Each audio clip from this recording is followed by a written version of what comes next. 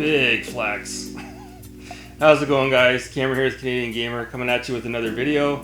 And this is a topic that I've really wanted to discuss. I was going to take notes for this so I didn't sound like a complete idiot, but I'm going to try to wing it as best as I can. If I obviously make any mistakes with what we're talking about, you can surely correct me in the comments below. So before we get started, just want to show you a record of the day from an English band, Talk, and this is Spirit of Eden. So a lot of you guys probably you probably never heard of it before. It's pretty uncommon to find it on vinyl, and it's a phenomenal album. It's actually one of the best albums I've ever heard, especially from the 80s. So if you're a fan of Talk, definitely check out Spirit of Eden. It's definitely a masterpiece. So very happy to have that in my collection. So today's topic here, it's a bit of a polarizing topic. I guess you could say it's kind of like, you know, our generation of the 16-bit wars. And when I say our generation, I mean people a lot younger than me. We're talking about the PlayStation 3 and the Xbox 360.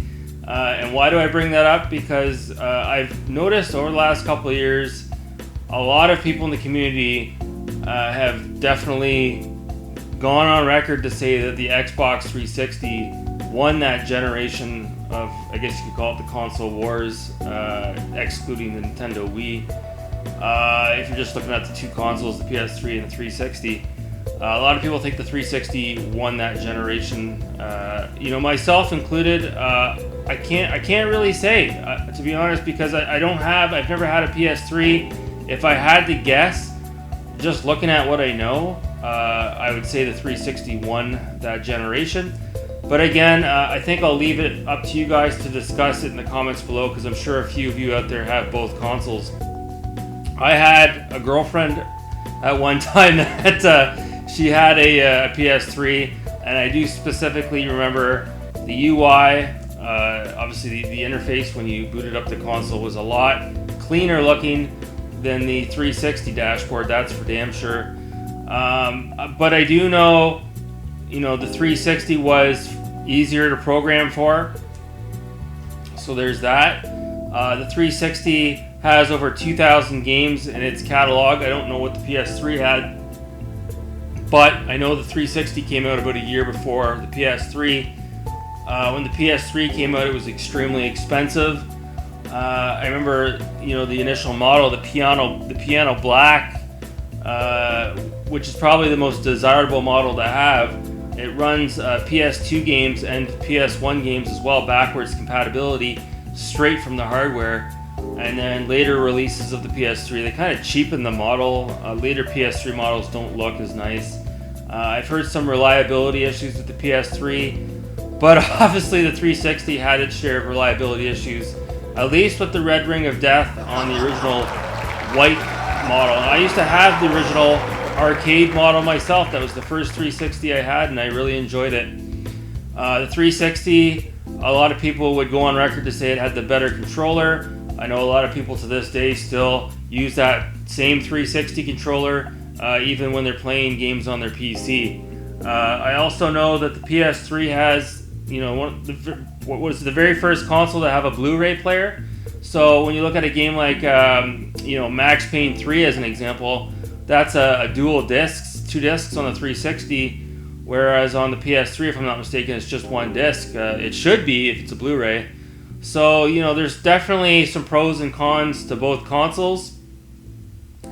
But, I mean, if you really look at the 360's catalog of games, especially when you're talking about some of the other genres out there, like the shmups, there's a lot of, believe it or not, a lot of imports, a lot of Japanese exclusives for the Xbox 360 that were not on the PlayStation 3. And I know my buddy Baltimore Retro Gaming, he can attest. He's got a lot of imports for the 360, and it just blows my mind. So that being said, the PS3 has a pretty good back catalog as well. Obviously, the Uncharted games, if you didn't have a PS3, you were SOL, shit out of luck.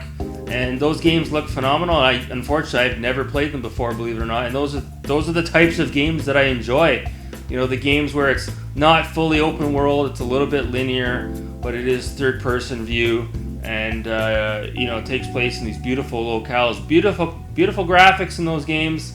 So that's a big selling feature for the PS3 as well. I know, my buddy out there, Alpha Entertainment, can attest to that. But I think the biggest thing that the 360 has over the PS3, and this is from what I've read over the last couple of years, is a lot of the multiplats just simply ran better on the Xbox 360. Again, the PS3 was hard to program for. A lot of the games, unfortunately, the frame rates and a lot of other little things inside the games suffered, unfortunately, on the PS3 compared to how they ran on the 360. Excuse me. So that was one of the biggest issues as well. But like I said, I have never owned a PS3. I know a lot of my friends in the community are sort of egging me on to either get a PS3 or a PS4, and who knows, maybe one of these days I will, dip my toe in the water and see how it feels. I know the PS3, this isn't a big selling feature, but it might be for some. As far as the game cases are concerned, I would say the PS3 had the better game cases. It was almost like a Blu-ray case, smaller, but I think better quality than the current cases that we have now in the 8th gen. Whereas we talked about this on the channel before, the 360 has terrible cases. Both systems are relatively cheap to collect for right now. I'd say, as to what games are going to hold their value the most down the road, it's hard to say. Maybe the PS3, because again, I don't think it sold, as far as the games are concerned, I don't think it sold as much as the 360. I don't think the console did as well. I think the 360 sold more consoles, if I'm not mistaken. I think the PS3 was really slow out of the gates, and then later on in its lifespan, it picked up a little bit of steam. Whereas the 8th generation that we're in now, obviously Xbox has been behind the entire time. And I don't know if Microsoft will ever recover.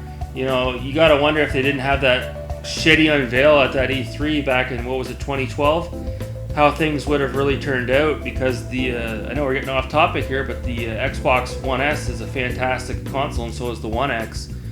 But from what I'm hearing on the streets, analysts are already predicting that the PS4 is going to outsell the Xbox Series X 2-1, so who knows? But like I said, I just wanted to sort of get this out there because it is something I don't hear a lot of people talk about, the 360 versus the PS3. Who won that console war between those two consoles, again, excluding the Wii. Like I said, I have a huge collection of 360 titles, and it wouldn't make sense for me to buy a PS3 and buy the same titles, because most of the titles are multiplats on both consoles. But there are some exclusives on the PS3 that I'd like to pick up.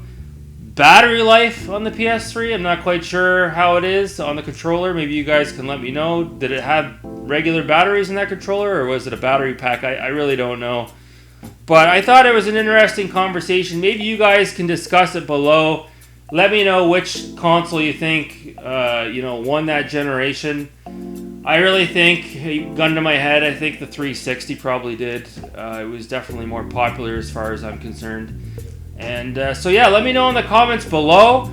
The next video I put out, I'm going to talk about the Mega SG. Thinking about buying one of those, and maybe a 4K TV to go along with it. So I'm excited to talk about that as well. So that's going to do it for this video, just about at the 10-minute mark. Thanks so much for watching, guys. You people are wonderful and beautiful. You take care. And a game I definitely would go back to play, I'll give it a B.